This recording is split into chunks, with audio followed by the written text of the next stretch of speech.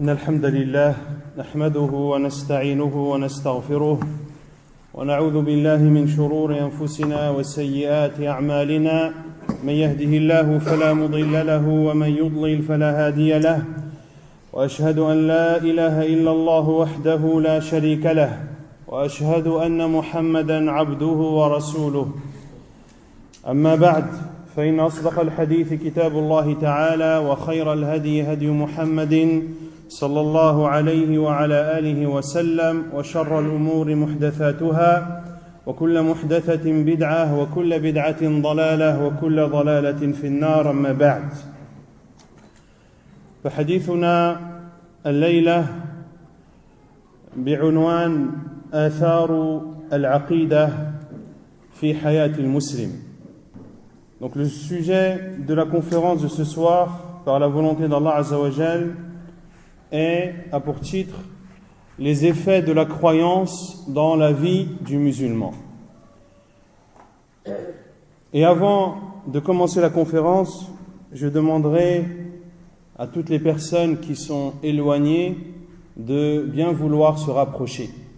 Car ainsi, la sunna du prophète sallallahu alayhi wa sallam, la sunna est que l'on se rapproche de celui qui exhorte et de celui qui s'adresse à la communauté musulmane. Bien sûr, ceux qui, pour des raisons médicales, ont besoin de s'adosser sont exemptés de cela. Le prophète sallallahu alayhi wa sallam, lorsqu'il voyait ses compagnons dispersés, il leur disait alayhi salatu wassalam ma li arakum izin ay mutafarriqin was-sahaba radiyallahu anhum إذا تحدث النبي صلى الله عليه وسلم اجتمعوا حوله وهذا من آداب المجلس أنك تقترب من المتحدث والذي يتكلم بكلام الله وكلام رسوله صلى الله عليه وسلم. Ainsi étaient les compagnons radiyallahu anhum lorsque le prophète sallallahu alayhi wa sallam s'adressait à eux, lorsqu'il les sermonnait, eh bien, ils étaient tous autour de lui, sallallahu alayhi wa sallam, et ainsi les savants ont déduit que parmi les règles dans les assises de science est que celui qui écoute se doit de se rapprocher de celui qui s'adresse et qui parle et explique les paroles d'Allah et les paroles du prophète sallallahu alayhi wa ala alihi wa sallam. Donc, Inch'Allah ta'ala, durant cette conférence, on va essayer de parler des effets de la croyance dans la vie du musulman. Et, bi'idhnillah, tabaraka wa ta'ala, si le temps le permet, de parcourir chacun des piliers de la foi, donc des piliers de la croyance, que sont la croyance en Allah, en ses prophètes, en ses livres, au jour dernier, de la croyance aux anges et de la croyance à la prédestination. Et de voir les effets de chacune de ces croyances sur le musulman et sur son quotidien et les impacts que cela a dans sa vie. لنبدأ بأثر توحيد الربوبية. وتوحيد الربوبية أن تؤمن بأن الله عز وجل الخالق الرازق المدبر لجميع الأشياء الذي يحيي ويميت سبحانه وتعالى وغير ذلك من الأمور المتعلقة بربوبيته سبحانه وتعالى. Quel est l'effet de la croyance en l'unicité de la Seigneurie? L'unicité de la Seigneurie qui consiste à croire qu'Allah Azza wa Jal est le seul créateur de l'univers et le seul administrateur de l'univers. Allah Azza wa Jal, c'est lui qui contrôle les cieux et la terre et tout ce qu'il y a entre les cieux et la terre et tout ce qui est contenu dans les cieux et la terre. Qu'Allah Azza wa Jal est le seul et unique pourvoyeur. Qu'Allah subhanahu wa ta'ala est le seul qui a le pouvoir de donner la vie et de donner la mort. Cela a pour effet sur le croyant qu'il a la certitude en Allah subhanahu wa ta'ala. Et de ce fait, sa foi augmente et il place sa confiance en Allah subhanahu wa ta'ala.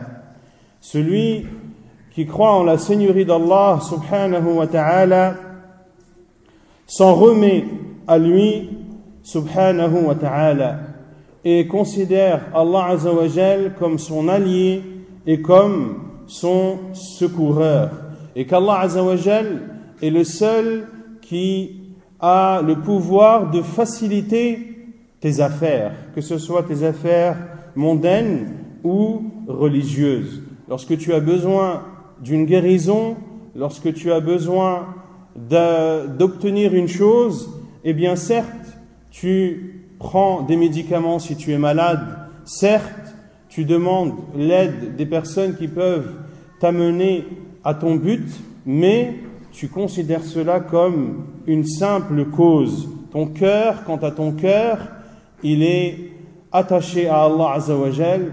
Quant à ton cœur, il s'en remet à Allah subhanahu wa ta'ala.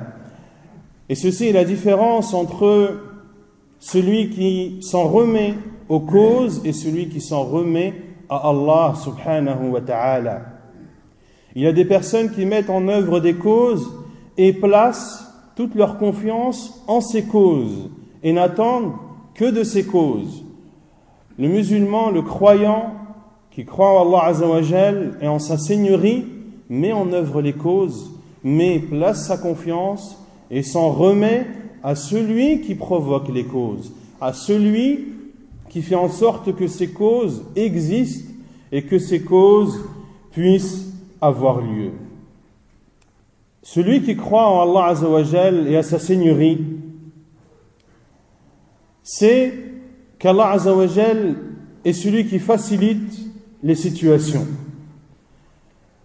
Si tu te trouves dans une situation difficile, eh bien tu sais que c'est Allah subhanahu wa ta'ala qui a la possibilité, le pouvoir d'accorder une issue à cela. كما قال تعالى وأما ثمود فهديناهم فاستحبوا العمى على الهدى فأخذتهم صاعقة العذاب الهون بما كانوا يكسبون ونجينا الذين آمنوا وكانوا يتقون وقال تعالى إن الذين قالوا ربنا الله ثم استقاموا تتنزل عليهم الملائكة ألا تخافوا ولا تحزنوا. Allah subhanahu wa ta'ala a dit, selon le sens, et quant à Thamoud, nous les guidâmes, mais ils ont préféré l'aveuglement à la guidée. C'est alors qu'ils furent saisis par la foudre du supplice le plus humiliant pour ce qu'ils ont commis.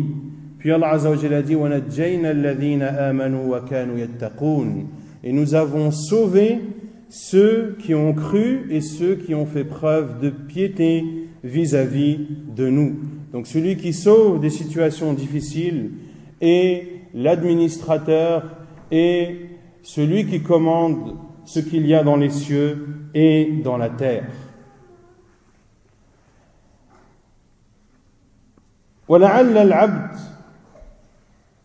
بل المؤمن يعلم أن الله عز وجل هو ربه لكن كثيرا منا لا يحس بقوة الإيمان وبأثر الإيمان بربوبية الله سبحانه وتعالى وقد يتساءل سائل كيف يحصل على ذلك وما السبيل إلى تقوية الإيمان والجواب السبيل لتحقيق الربوبية والإحساس بأثره هو التفكر وخاصة في هذا الزمان. Le croyant, certes, a la certitude qu'Allah subhanahu wa ta'ala est le seul pourvoyeur et le seul créateur des cieux et de la terre. Mais beaucoup ne ressentent pas les effets de cette croyance. car cette croyance doit avoir comme effet sur toi une foi ferme et solide. Et beaucoup ne ressentent pas cette foi. Et certains se demandent quel est le moyen par lequel je peux augmenter ma foi à travers ma croyance en la Seigneurie d'Allah subhanahu wa ta'ala. La réponse est le moyen le plus efficace est de méditer sur la création d'Allah subhanahu wa ta'ala, surtout à notre époque, car l'époque que nous vivons est une époque extrêmement matérialiste. Les gens sont occupés du matin au soir. Ils courent derrière les biens mondains de cette vie d'ici-bas. Et beaucoup ne pensent pas, sont insouciants et ils ne traversent même pas leur esprit de méditer sur la création d'Allah subhanahu wa ta'ala. Or Allah subhanahu wa ta'ala nous ordonne de méditer sur ses signes et de méditer sur sa création. Et ceci est une adoration immense. L'imam al-Bukhari, rahimahullah ta'ala, dans le premier chapitre de Sahih al-Bukhari, qui est intitulé Kitabu Bad'il Wahi, le chapitre du début de la révélation. Et il y a dans ce chapitre le hadith de Aïcha radiyallahu anha que la première révélation, les premières formes de révélation qui sont parvenues au prophète sallallahu alayhi wa sallam, c'était, qui le sait, Ar-Ru'ya Salihah, les rêves pieux. Le prophète sallallahu alayhi wa sallam voyait des rêves et ces rêves se concrétisaient par la suite.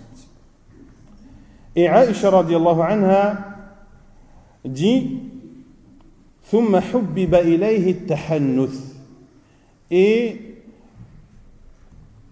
Allah Azza wa Jal a fait aimer à son prophète sallallahu alayhi wa sallam at-tahannuth. Qu'est-ce que tahannuth? C'est l'adoration. C'est l'adoration de nuit. Et c'est notamment cette adoration que faisait le prophète sallallahu alayhi wa sallam dans la grotte de Hira. Le prophète sallallahu alayhi wa sallam s'y rendait pour méditer sur la création d'Allah subhanahu wa ta'ala. Le prophète sallallahu alayhi wa sallam contemplait la création d'Allah subhanahu wa ta'ala et ceci avait un impact énorme sur son cœur et sur sa certitude en l'existence d'Allah subhanahu wa ta'ala. Méditer dans la création d'Allah subhanahu wa ta'ala, c'est tout d'abord méditer dans la création des cieux et de la terre.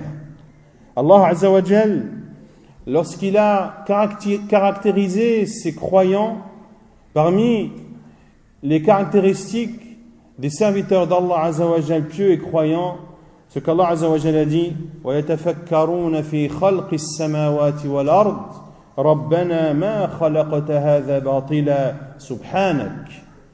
Allah Azza wa Jal a dit, selon le sens, et ils méditent et ils réfléchissent dans la création des cieux et de la terre et ils disent ô Seigneur, tu n'as pas créé tout cela en vain, gloire à toi, préserve-nous du châtiment de l'enfer. Ainsi, lorsque le musulman contemple les cieux et la terre et lorsqu'il regarde comment Allah subhanahu wa ta'ala a créé les cieux et la terre, comment Allah azza wa jalla a fait en sorte que les nuages soient présents entre les cieux et la terre, méditer sur la pourvoyance qu'Allah azza wa jalla accorde à chacune de ses créatures, comment Allah azza wa jalla a accordé une beauté inouïe à ces différentes créatures, subhanahu wa ta'ala, et que cela n'est pas une chose simple et facile, mais qui se rend compte de tout cela? C'est celui qui médite, celui qui réfléchit sur la création d'Allah subhanahu wa ta'ala, celui qui réfléchit sur la faune et la flore, celui qui réfléchit sur les immenses océans qu'il y a dans cette terre et tout ce que ces océans renferment comme créatures d'Allah subhanahu wa ta'ala, celui qui médite les différentes espèces, les milliers d'espèces de poissons qui existent dans les océans, celui qui médite les milliers d'espèces, par exemple, d'oiseaux et tout ce qu'il y a autour de nous comme créatures d'Allah Azza wa Jal, tout cela doit émerveiller l'être humain et avoir comme effet sur lui qu'il ait la certitude ferme qu'Allah Azza wa Jal est le créateur de toutes ces choses et qu'ainsi sa foi augmente à travers cela.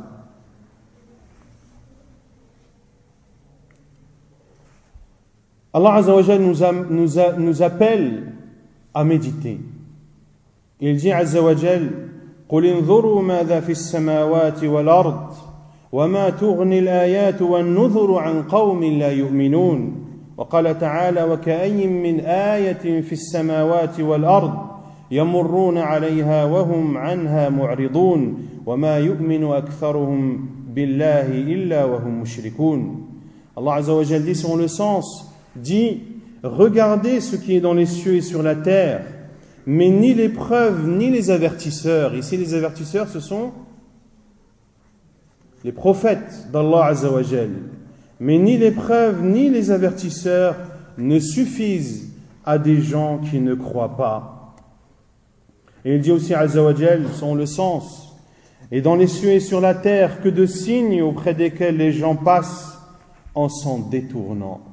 Ainsi, le musulman doit savoir prendre du recul pour que la croyance en la Seigneurie d'Allah Azza wa Jal et les effets escomptés sur toi, tu te dois de faire preuve de recul vis-à-vis de la société dans laquelle tu vis. Une société totalement matérialiste, et plus le temps avance, et plus les gens sont noyés dans ce système qui malheureusement nous a été imposé.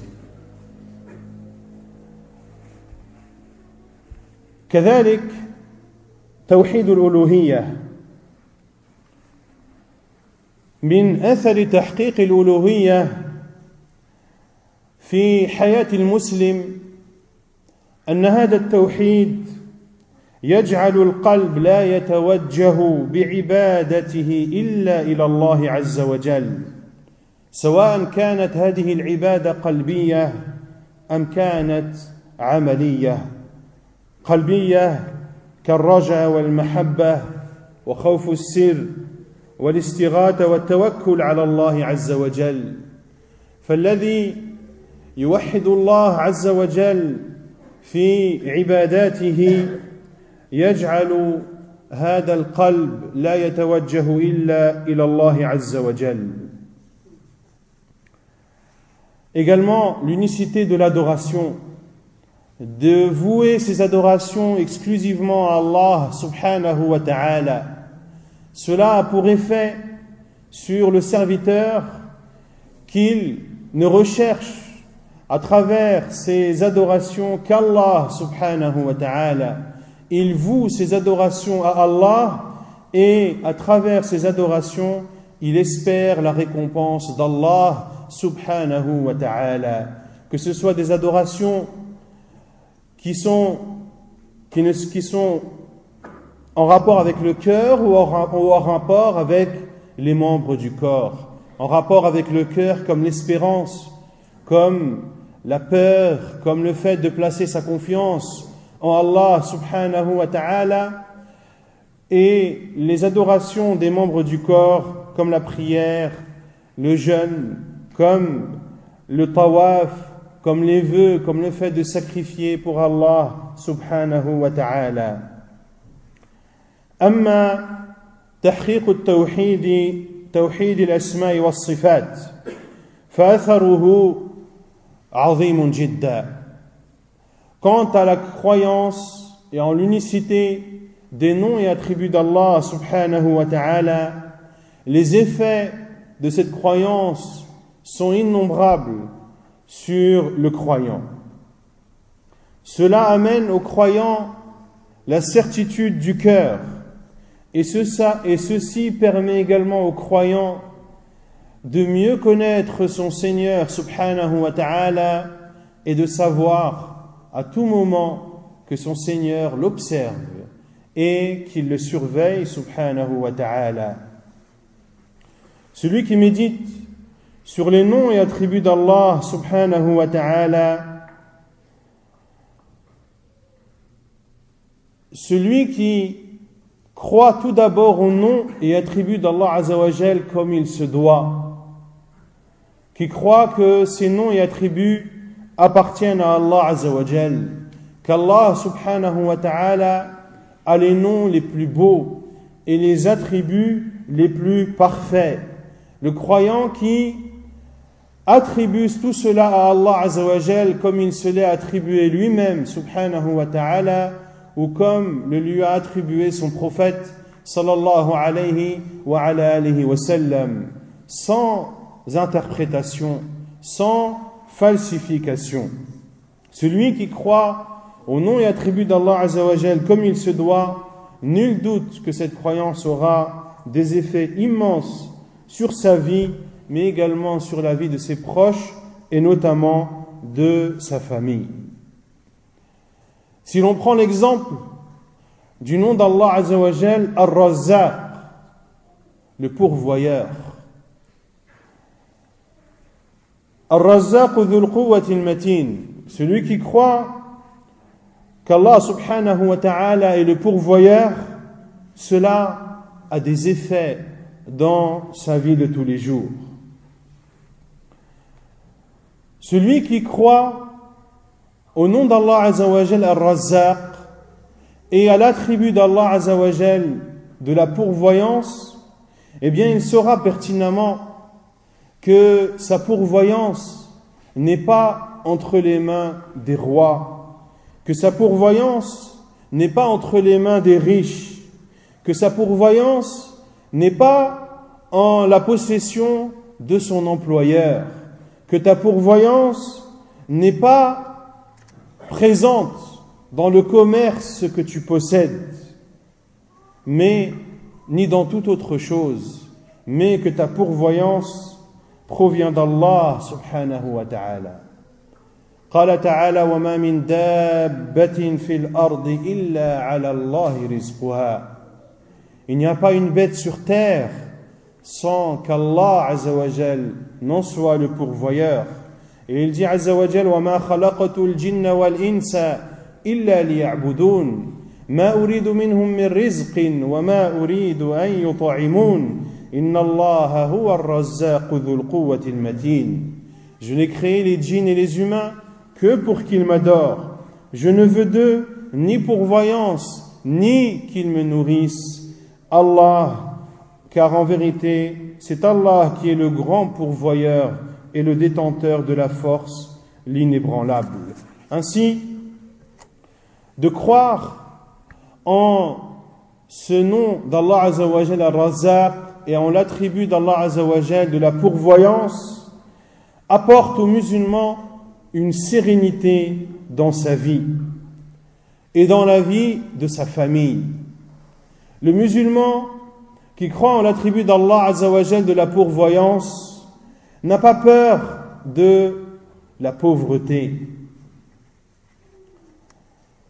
Le père qui croit qu'Allah Azza wa Jal est le seul et unique pourvoyeur n'a pas peur de marier sa fille à un jeune qui est pieux, mais qui est pauvre ou issu d'une famille pauvre. Car le musulman et le croyant croient en la parole d'Allah Azza wa Jal. In yakunu fuqara yughnihimullahu min fadlih. S'ils sont pauvres, Allah les rendra riches par sa grâce. Celui qui fait preuve de chasteté, mais qui n'a pas les moyens de se marier, eh bien Allah Azza wa Jal lui promet que s'il recherche la chasteté, Allah Azza wa Jal lui accordera la richesse.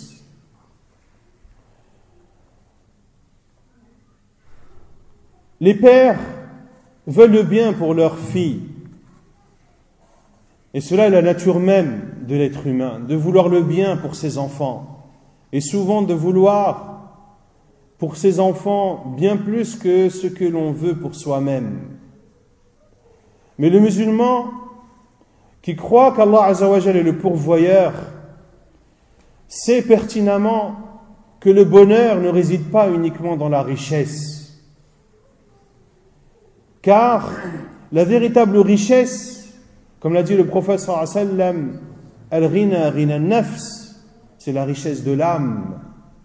Une personne peut être pauvre, ne pas avoir beaucoup de moyens, mais c'est une personne qui vit une vie heureuse et joyeuse.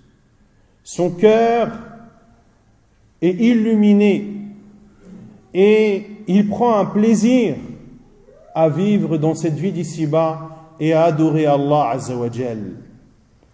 Ne fait pas partie de ces matérialistes qui veulent absolument marier leur fille à une personne aisée et riche.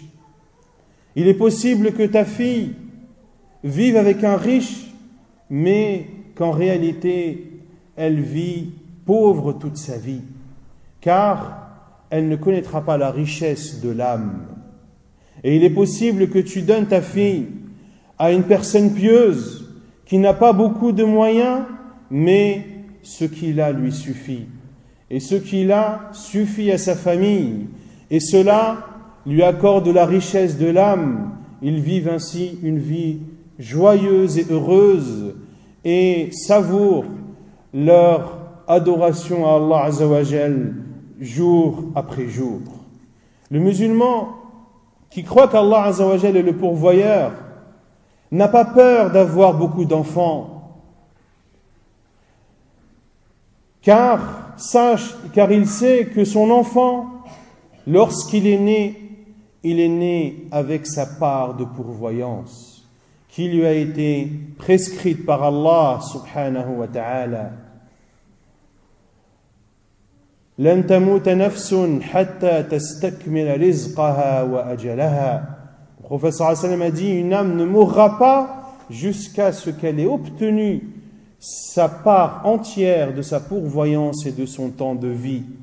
Ce n'est pas toi qui pourvois aux besoins de tes enfants, ni aux besoins de ta famille, c'est Allah subhanahu wa ta'ala. Ainsi, le musulman, bien sûr, fait les causes pour subvenir aux besoins de sa famille, mais il sait que celui qui lui permet de mettre en œuvre ces causes, c'est qui? Allah subhanahu wa ta'ala.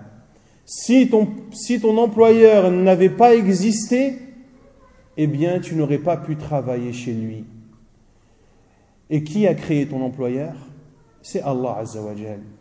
Qui a fait en sorte que ton employeur ait pu monter son usine, etc. C'est Allah subhanahu wa ta'ala. Il faut donc voir et considérer ton employeur comme une simple cause par laquelle tu obtiens la pourvoyance qu'Allah Azza wa Jal t'accorde. Parmi les noms d'Allah Azza wa Jal, As-Sami', celui qui entend tout. Nul doute que le musulman qui croit en ce nom d'Allah Azza wa Jal sublime et en cet attribut de l'ouïe, à savoir que l'ouïe d'Allah Azza wa Jal est parfaite, qu'elle ne ressemble en aucun cas à l'ouïe de ses créatures, qu'Allah subhanahu wa ta'ala entend toutes choses présentes dans cette vie d'ici-bas, dans cette terre et dans les cieux et dans la terre. Tout ce qui est présent et tout ce qui est peut-être entendu, tout ce qu'il y a dans cet univers est entendu par Allah subhanahu wa ta'ala, quel que soit ce son, qu'il soit inaudible ou non. Et Allah azza wa jal entend toutes choses. Il entend chaque parole, quel que soit l'endroit dans lequel cette parole est prononcée, quelle que soit la langue par laquelle la personne parle, que la personne parle en secret ou en public, Allah subhanahu wa ta'ala entend toutes choses. Et l'on pourrait continuer ainsi de suite à énumérer les noms sublimes d'Allah azza wa jal et les attributs d'Allah azza wa jal pour en tirer les effets que tout cela a sur la vie du croyant. Al-iman bil malaika. Al-malaika khalqun min khalqillah. خلقهم الله من نور وصفاتهم مختلفة وطبائعهم مختلفة وأثر الإيمان بالملائكة عظيم في المسلم. Les anges et la croyance aux anges, ces anges qui sont les créatures d'Allah Azza wa Jal, qu'Allah Azza wa Jal a créées de lumière. Les anges sont différents les uns des autres. Allah Azza wa Jal les a créés pour différentes tâches. Et nul doute que la croyance aux anges a des effets sur le croyant. Tout d'abord, tu dois savoir, chers musulmans et musulmanes, que les anges aiment les serviteurs d'Allah croyants et invoquent Allah Azza wa Jal en faveur des croyants. Et ceci est l'un des effets de la croyance aux anges sur le croyant. Car nul doute que lorsqu'un ange invoque en ta faveur, que cela a un impact dans ta vie. Et cela t'amène d'innombrables profits sans même que tu ne t'en rendes compte. قال تعالى الذين يحملون العرش ومن حوله يسبحون بحمد ربهم ويؤمنون به ويستغفرون للذين آمنوا ربنا وسعت كل شيء رحمة وعلما فاغفر للذين تابوا واتبعوا سبيلك وقهم عذاب الجحيم ربنا وادخلهم جنات عدن التي وعدتهم ومن صلح من آبائهم وأزواجهم وذرياتهم إنك أنت العزيز الحكيم. Il dit subhanahu wa ta'ala, ceux qui portent le trône et ceux qui l'entourent célèbrent les louanges de leur Seigneur, croient en lui et implorent le pardon pour ceux qui croient. Qui implore le pardon? Les anges. Que disent les anges? Allah Azza wa Jalla nous dit selon le sens, ils disent: Seigneur, tu étends sur toute chose ta miséricorde et ta science, pardonne donc à ceux qui se repentent et suivent ton chemin et protège-les du châtiment de l'enfer. Seigneur, fais-les entrer au jardin de Adn que tu leur as promis, ainsi que ceux qui sont vertueux parmi leurs ancêtres, leurs épouses et leurs descendants, car c'est toi le puissant et le sage. Ainsi, le musulman sait que les anges l'aiment et il sait que les anges invoquent Allah Azza wa Jal en sa faveur. Ainsi, le musulman doit lui aussi aimer les anges et doit les respecter. Et parmi les formes de respect envers les anges, il y a le fait d'accomplir des œuvres vertueuses, surtout vis-à-vis des anges scribes, ceux qui sont en permanence avec toi et qui inscrivent tes bonnes actions et tes mauvaises actions. Pour cela que certains salafs disaient: Istahyu mimman la yufariqukum wa antum la tarawna. ayez de la pudeur envers ceux qui ne vous quittent jamais alors que vous ne les voyez pas, qui sont les anges scribes. Le fait d'adorer Allah Azza wa Jal et d'accomplir de bonnes œuvres, tu sais que l'ange qui est à ta droite inscrira ces bonnes actions. Tu adores Allah Azza wa Jal, mais également tu fais preuve de respect vis-à-vis de ces créatures d'Allah Azza wa Jal en accomplissant de bonnes œuvres.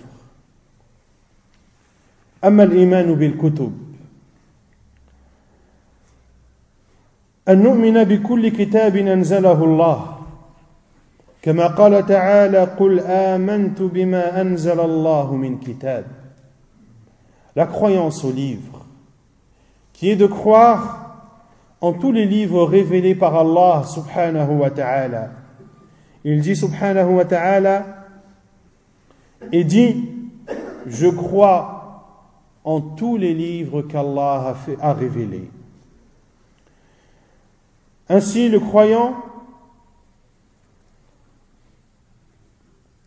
croit en tous les livres qu'Allah Azza wa Jal a révélés à ses prophètes et envoyés. Des livres qui sont différents les uns des autres. Des livres qu'Allah Azza wa Jal a révélés à plusieurs de ses envoyés. Il a révélé la Torah à Moussa alayhi salam, l'évangile à Isa, al-Zabour à Daoud, et nous croyons en tout cela de façon générale et également de façon précise lorsque les détails nous parviennent. Lorsque des détails nous parviennent de la part d'Allah ou de la part de son prophète sallallahu alayhi wa sallam concernant les livres, nous y croyons en détail. Et ce qui nous est parvenu de façon globale et générale, nous y croyons de façon globale et générale. Et bien sûr, nous croyons au Coran, le livre saint, la parole d'Allah subhanahu wa ta'ala, qui est le livre par lequel Allah Azza wa Jal a clôturé l'ensemble de ses livres. Nul doute que la croyance au livre d'Allah Azza wa Jal a un impact sur le musulman. Pour parler du Coran, car c'est le livre qu'Allah Azza wa Jal a révélé à Muhammad sallallahu alayhi wa sallam, et c'est le livre de cette communauté de Muhammad sallallahu alayhi wa sallam.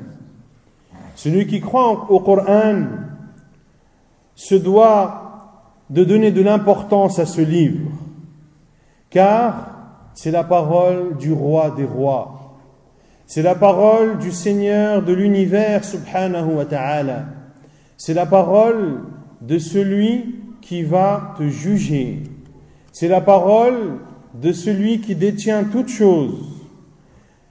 Et ce Coran est une immense nouvelle, c'est une grande nouvelle.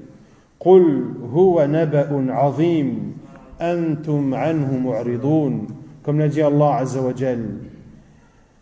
Dit, ceci, c'est-à-dire le Coran, est une grande nouvelle, mais vous vous en détournez.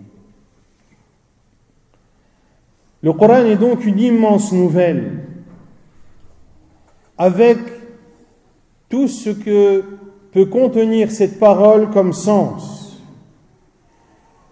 Et nous nous devons vis-à-vis du Coran de le lire, de le mettre en pratique, de l'étudier et en aucun cas de s'en éloigner. De croire au Coran doit t'amener, doit avoir comme effet sur toi d'immensifier ce livre, car c'est la parole d'Allah subhanahu wa ta'ala. Tu dois t'efforcer de l'apprendre et tu dois t'efforcer de prendre soin du mushaf. de prendre soin du mushaf, de ne pas le mettre n'importe où chez toi, de ne pas le laisser traîner n'importe où, de ne pas le laisser, par exemple, à la portée des enfants en bas âge qui pourraient le prendre et en faire mauvais usage. Tu ne dois pas placer le Coran dans ta bibliothèque comme tu places les autres livres. Placer le mushaf avec des feuilles en dessous, des feuilles au-dessus, des livres au-dessus. Non, le Coran, le mushaf qui contient la parole d'Allah Azza wa Jal, tu te dois de lui donner une attention particulière. Et cela fait partie des effets que doit avoir le Coran sur toi. Le musulman se doit d'immensifier les emblèmes d'Allah. Comme l'a dit subhanahu wa ta'ala, وَمَنْ يُعَظِّمْ شَعَائِرَ اللَّهِ فَإِنَّهَا مِنْ تَقْوَى الْقُلُوبِ. Et celui et quiconque immensifie les emblèmes d'Allah, cela provient de la piété des cœurs. Et nul doute que le Coran fait partie des emblèmes d'Allah et des emblèmes de l'islam. Parmi les effets que doit avoir le Coran sur toi, de le mettre en pratique. Le Coran, ce n'est pas seulement des lectures que tu écoutes. Beaucoup, malheureusement, vis-à-vis du Coran, on les entend souvent parler des lecteurs du Coran. Lequel a la plus belle lecture? Masha'Allah, ce lecteur, il me fait vibrer le cœur. L'autre, Masha'Allah, il a une voix douce et éloquente. Lorsque je l'écoute, mes yeux ne peuvent retenir leurs larmes. Ce n'est pas le but du Coran de se concurrencer les uns les autres, lequel a la plus belle lecture, lequel a le plus d'effets. Parmi les effets que doit avoir le Coran sur toi, c'est le fait de le mettre en pratique, de méditer sur le Coran. Allah Azza wa Jal dit: Kitabun anzalnahu ilayka mubarakun liyadabbaru ayatihi wa liyatadhakkara ulul albab. Un livre que nous avons descendu sur toi, un livre béni, afin qu'ils en méditent les signes et que se rappellent ceux qui sont doués d'intelligence. Voilà pourquoi Allah Azza wa Jal a révélé le Coran, afin que l'on en médite les sens et que l'on le mette en pratique. Il dit subhanahu wa ta'ala: أَفَلَا يَتَدَبَّرُونَ الْقُرْآنَ أَمْ عَلَى قُلُوبٍ أَقْفَالُهَا. Ne médite-t-il pas le Coran, ou alors y a-t-il des cadenas dans leur cœur? Le Coran, certes, doit faire vibrer ton cœur et doit avoir un impact sur ta foi. Plus tu écoutes le Coran et plus tu en médites les sens, et plus cela a un impact sur ton cœur, et donc cela augmente ta foi. Parmi les effets du Coran également, c'est de ne faire précéder aucun livre devant le livre d'Allah subhanahu wa ta'ala, et de ne pas contredire la parole d'Allah Azza wa Jal par ta raison. Lorsqu'Allah Azza wa Jal dit une chose, et lorsqu'Allah Azza wa Jal décrète une chose, tu te dois de t'y soumettre, toi et ta raison. وَمَا كَانَ لِمُؤْمِنٍ وَلَا مُؤْمِنَةٍ إِذَا قَضَى اللَّهُ وَرَسُولُهُ أَمْرًا أَنْ يَكُونَ لَهُمُ الْخِيَرَةُ مِنْ أَمْرِهِمْ. Il n'appartient pas aux croyants et à la croyante, lorsqu'Allah et son prophète décrètent un commandement, d'avoir encore le choix de le faire ou de ne le pas faire. Al-Iman bir-Rusul, la croyance aux prophètes. La croyance aux prophètes, et notamment, pour résumer, la croyance à notre prophète Muhammad sallallahu alayhi wa sallam. Cette croyance qui a pour implication directe de considérer vraies toutes les informations que nous a transmises le prophète sallallahu alayhi wa sallam, d'obéir à ses commandements, de s'abstenir de ses interdits et d'adorer Allah Azza wa Jal comme il l'a légiféré. Et cela doit avoir pour impact et pour effet sur toi, chers musulmans et musulmanes, d'aimer le prophète sallallahu alayhi wa sallam. Et parmi les preuves de ton amour envers le prophète sallallahu alayhi wa sallam, c'est de le suivre. Car beaucoup prétendent aimer le prophète sallallahu alayhi wa sallam, mais ne le suivent pas, voire même contredisent sa voix, comme ceux par exemple qui fêtent la naissance du prophète sallallahu alayhi wa sallam, ou ceux qui fêtent la nuit de l'ascension, chose que le prophète sallallahu alayhi wa sallam n'a pas fait lui-même. Or, qui connaît mieux sa naissance que le prophète sallallahu alayhi wa sallam? Qui connaît mieux l'ascension nocturne et le voyage nocturne que le prophète sallallahu alayhi wa sallam? S'il y avait un bien à fêter ces événements, eh bien, le premier à le faire aurait été le prophète sallallahu alayhi wa sallam. Or, ni lui sallallahu alayhi wa sallam, ni ses compagnons n'ont fait une telle chose. Également, parmi les effets que doit avoir la croyance en Muhammad sallallahu alayhi wa sallam, c'est le fait que sa sunnah sallallahu alayhi wa sallam doit être une source dans laquelle tu puises ta religion. Et tu te dois d'adorer Allah Azza wa Jal conformément à sa parole subhanahu wa ta'ala, mais également conformément à la sunna du prophète sallallahu alayhi wa sallam. Et là aussi, de ne pas contredire les paroles du prophète sallallahu alayhi wa sallam, car cela n'est pas concevable pour toi, ou car ta raison ne peut concevoir tel ou tel hadith. Et malheureusement, un certain nombre de personnes font précéder leur raison devant la sunna du prophète sallallahu alayhi wa sallam, et ceci est sans aucun doute une chose interdite. La croyance au jour dernier, al-iman bil yawm al-akhir, wa huwa aydan lahu atharun 'azimun 'ala al-muslim.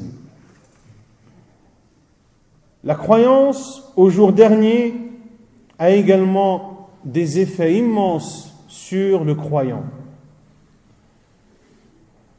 Celui qui ne croit pas au jour dernier, celui qui est insouciant vis-à-vis du jour dernier, eh bien, sa vie tendra vers le matériel. Et malheureusement, sa situation ne pourra aller que de mal en pire. C'est une personne qui mentira, c'est une personne qui désobéira à Allah subhanahu wa ta'ala, c'est une personne qui sera injuste envers elle-même et envers les autres, c'est une personne qui fera preuve d'orgueil vis-à-vis des serviteurs d'Allah subhanahu wa ta'ala. Car celui qui n'a pas sans cesse à l'esprit qu'il arrivera un jour dans lequel Allah Azza wa Jal ressuscitera l'ensemble des créatures, un jour dans lequel chacun devra rendre compte de tout ce qu'il a accompli comme œuvre, bonne ou mauvaise, dans cette vie d'ici-bas, eh bien, cela l'amènera, wal'iyadu billah, à accomplir des péchés et à, au fur et à mesure, les minimiser. Et vous savez tous que les petits péchés amènent aux grands et que les grands péchés amènent à la mécréance, wal'iyadu billah. Ne pense pas que si tu es laxiste vis-à-vis de cela, que tu vas passer du jour au lendemain de croyant à mécréant. Même si cela fait partie, comme l'a dit le professeur sallam, des signes de la fin des temps. Qu'une personne sera croyante le matin et mécréante le soir. Et mécréante le soir et croyante le matin. Mais les ruses du diable sont pertinentes et le diable amène la personne à l'égarement de façon graduelle. Concernant la prière, par exemple, le diable va tout d'abord faire en sorte que cette personne ne fasse que les prières obligatoires. Prières obligatoires qu'il avait l'habitude de faire à la mosquée. Puis, petit à petit, il va délaisser la prière à la mosquée et ne les faire que chez lui. Puis, petit à petit, les prières qu'il avait l'habitude de faire au début de leurs heures, il les fera vers la fin des heures de la prière. Et petit à petit, il arrivera à faire une prière en dehors de son heure, puis une deuxième, puis une troisième. Puis il fera ces 5 prières en dehors de ses horaires. Puis il sera pris de lassitude et finalement il délaissera sa prière.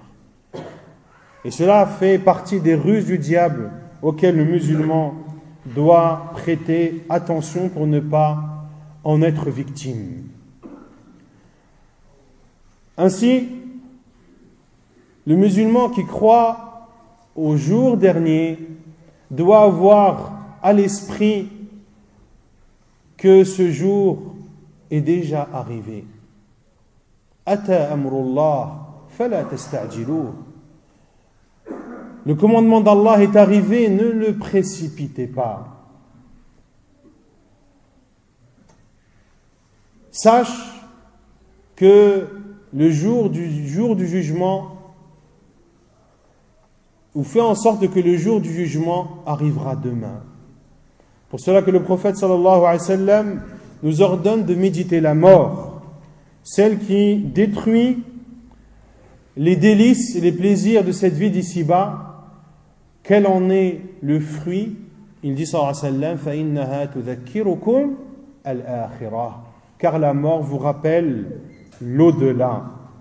La mort qui frappera chaque personne, et personne ne sait quand il mourra. La mort ne fait de différence ni entre l'homme ni entre la femme. La mort ne différencie pas entre le jeune et le vieillard. La mort ne différencie pas entre un enfant et un nouveau-né. La mort ne fait pas de différence entre le fort et le faible. Ainsi, celui qui sait que la mort peut le frapper à tout moment, sait qu'il peut à tout moment se retrouver debout devant Allah subhanahu wa ta'ala à rendre compte de tout ce qu'il a commis dans cette vie d'ici-bas. Et le musulman se doit d'enseigner cela à ses enfants, de leur apprendre les étapes de l'au-delà, de leur apprendre avant cela les signes de la fin des temps. Car les salaf, rahimahumullah, enseignaient à leurs enfants ashratu sa'a, les signes de l'heure. Car lorsque tu connais les signes de l'heure, tu sais que cela est un prémisse à l'heure et au jugement. Enseigne à tes enfants les étapes de l'au-delà enseigne-leur qu'ils passeront sur le pont, parle-leur du fleuve du prophète sallallahu alayhi wa ala alihi wa sallam, parle-leur de la descente de Isa alayhi salam, parle-leur de la venue de l'Antéchrist. Les enfants aiment les histoires, autant leur raconter des histoires vraies, racontées par celui qui ne parle pas par ses passions sallallahu alayhi wa sallam, mais par révélation. Au lieu de leur raconter des comptines ou des histoires imaginaires, parle-leur de choses concrètes, de faits qui vont avoir lieu de façon certaine, d'autant plus que ces histoires, en plus d'être vraies, seront bénéfiques pour ton enfant. Et les histoires que les enfants apprennent lorsqu'ils sont jeunes, ces histoires restent ancrées en eux. Et cela aura un impact sur eux au fur et à mesure de leur croissance, de leur adolescence, et même lorsqu'ils auront atteint l'âge adulte. Al-iman bil-qada'i wal-qadar, la croyance en la prédestination.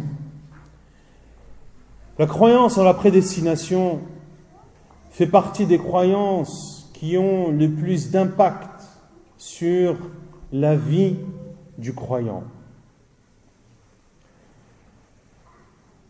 Car celui qui croit au décret et à la prédestination d'Allah subhanahu wa ta'ala sait que tout ce qui a lieu dans cet univers a lieu par la volonté et par le décret d'Allah subhanahu wa ta'ala. Que cela te concerne, ou que cela concerne ta famille, ou que cela concerne tes proches ou tes connaissances, tout ce qui peut leur arriver, tu sais que cela a lieu par le décret d'Allah subhanahu wa ta'ala. Ta pourvoyance a lieu par le décret d'Allah azza wa jal. Ta richesse, ta pauvreté, la durée de ta vie, la durée de vie de tes enfants et de ta famille. La maladie qui peut frapper tes enfants, par exemple. Lorsque tu sais que cela est un décret d'Allah azza wa jal et qu'Allah subhanahu wa ta'ala t'a prédestiné cela, que ce soit une maladie qui te touche personnellement ou qui touche tes enfants. Et souvent, lorsque tes enfants sont atteints d'une maladie, cela a beaucoup plus d'effet sur toi que ta propre maladie.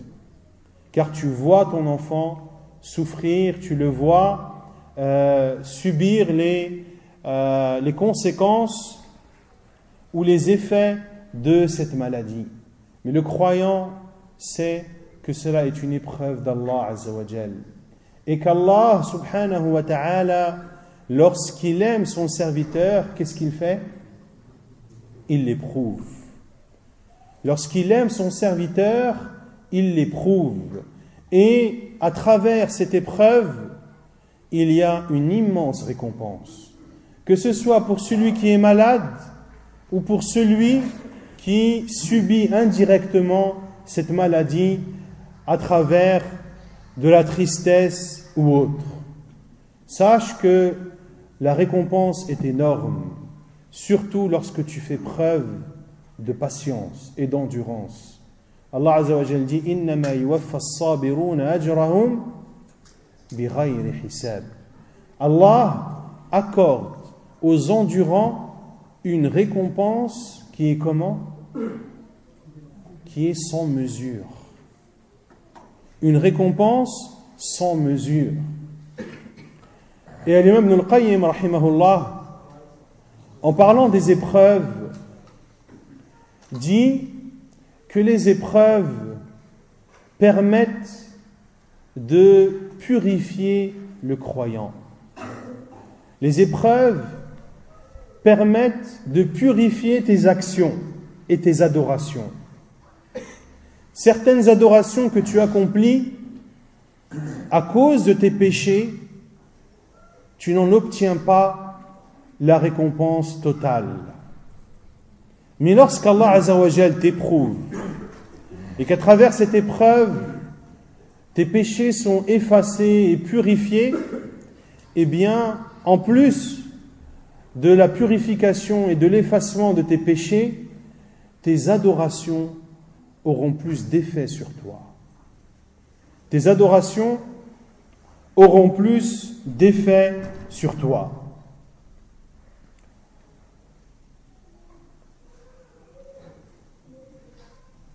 Et également, les savants ont dit que parmi les leçons que l'on retient des épreuves, et qu'Allah subhanahu wa ta'ala, lorsqu'il aime une personne, il l'éprouve. Et les personnes les plus éprouvées sont sans aucun doute les prophètes et envoyés d'Allah. Ashaddu an-nas ibtila'an al-anbiya. Pour cela que les affres de la mort du prophète sallallahu alayhi wa sallam étaient extrêmement douloureuses. Le prophète sallallahu alayhi wa sallam a beaucoup souffert de la dernière maladie qu'il a eue sallallahu alayhi wa sallam lorsqu'il a été empoisonné par la juive, comme vous le savez tous. Et les savants disent même que celui qui n'est pas éprouvé se doit de se poser la question de pourquoi il n'est pas éprouvé. Il est possible que le fait que tu ne sois pas éprouvé dans cette vie d'ici-bas soit un mal pour toi. Pourquoi? Et cette faïda, c'est le Cheikh Al-Fawzan, hafidhahullah, qui la cite dans son livre Al-Mulakhas fi Sharh Kitab Al-Tawhid. Que celui qui n'est pas éprouvé, que cela peut être un mauvais signe pour lui. Car l'épreuve efface les péchés. À travers les épreuves, Allah Azza wa Jal te pardonne tes péchés. Et lorsque les péchés sont pardonnés dans cette vie d'ici-bas, est-ce que tu auras à en rendre compte dans l'au-delà? Non. Qu'est-ce qui est le mieux? D'être rétribué, de subir pour ton péché un châtiment mondain ou le châtiment de l'au-delà? Le châtiment mondain. De payer pour tes péchés dans cette vie d'ici-bas est meilleur pour toi que d'être jugé sur ce péché et d'en être châtié dans l'au-delà. Car le châtiment de l'au-delà est beaucoup plus douloureux que le châtiment d'ici-bas.